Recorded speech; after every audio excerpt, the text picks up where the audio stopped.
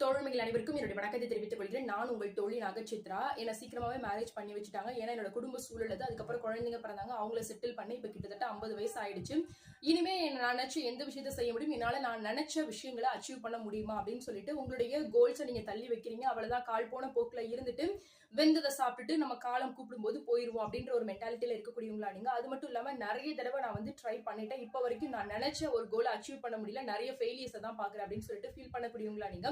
உங்க ரெண்டு பேருக்குமே ஒரு குட் நியூஸ் சொல்ல போறேன். என்ன அப்படின்னு பாத்துட்டீங்கன்னா, ஃபோர்ப்ஸ் அப்படின்னு சொல்லக்கூடிய ஒரு மேகசின் வந்து ஒவ்வொரு வருஷமும் தலை சிறந்த நிறுவனங்களையும் அதுக்கப்புறம் வந்து சாதனை படைத்தவர்களையும் பட்டியலிடுது. அந்த வகையில இந்த தடவை அது பட்டியலிட்டதுல 50 வயதிற்கு மேற்பட்ட வயதை சார்ந்தவர்கள் சாதனை படைச்சதை பட்டியலிட்டு இருக்கு.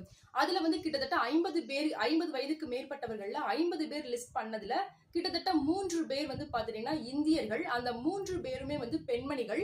அந்த 3 பேருடைய வயதும் 50 வயதுக்கு மேலாக, அதாவது ஒருத்தருக்கு 80 வயசு, ஒருத்தருக்கு 70 வயசு, ஒருத்தருக்கு 72 வயசு அப்படின்ற மாதிரி பட்டியலிட்டு இருக்காங்க. சோ அதனால நீங்க சாதிக்கணும் அப்படின்னு டிசைட் பண்ணிட்டீங்க அப்படின்னா வயது அப்படின்றது உங்களுக்கு ஒரு தடையா இருக்காது. எந்த வயசுலயும் நீங்க சாதிக்கலாம். ஃபார் எக்ஸாம்பிள் KFC ஓனர் பத்தி உங்க எல்லாருக்குமே தெரிஞ்சிருக்கிறதுக்கான வாய்ப்புகள் உண்டு.